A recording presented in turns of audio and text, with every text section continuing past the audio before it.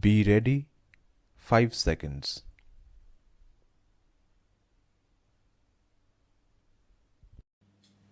It was a hot summer night, about 10 o'clock. I had my meal at the restaurant and returned to my room.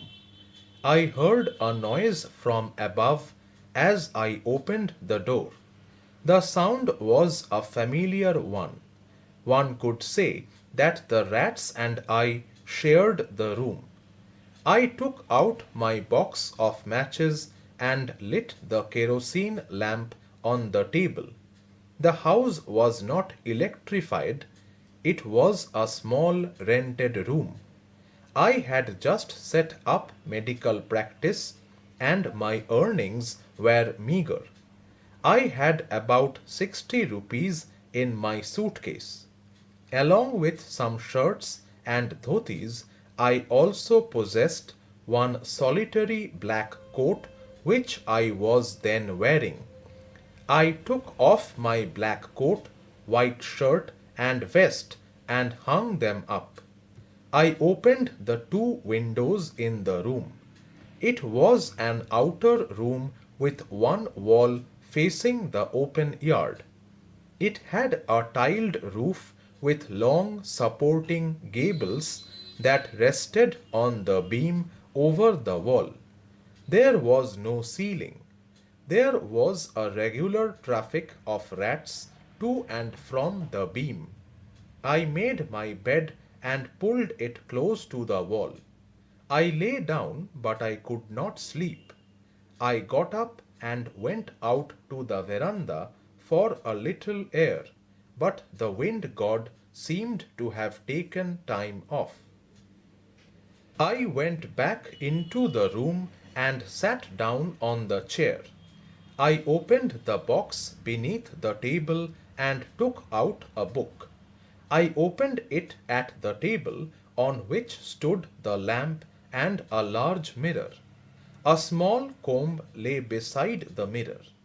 One feels tempted to look into a mirror when it is near one.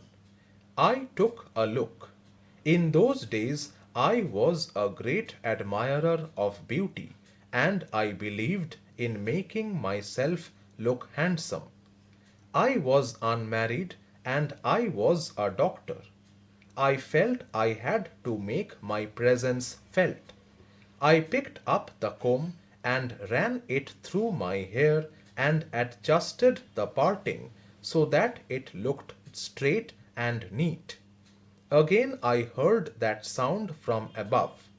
I took a close look at my face in the mirror and made an important decision.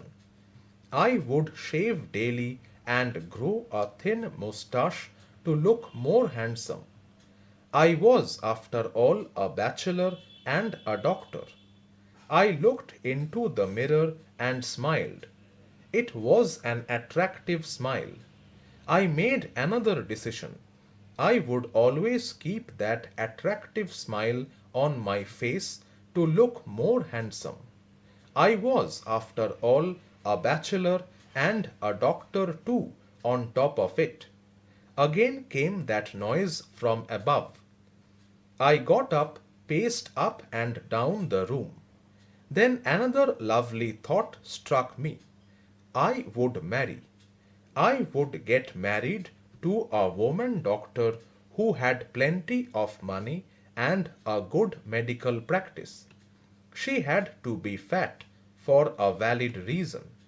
If I made some silly mistake and needed to run away, she should not be able to run after me and catch me.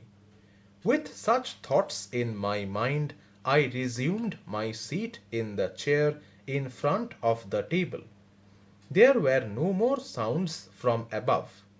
Suddenly there came a dull thud, as if a rubber tube had fallen to the ground. Surely nothing to worry about. Even so, I thought I would turn around and take a look. No sooner had I turned than a fat snake wriggled over the back of the chair and landed on my shoulder. The snake's landing on me and my turning were simultaneous. I didn't jump, tremble, or cry out.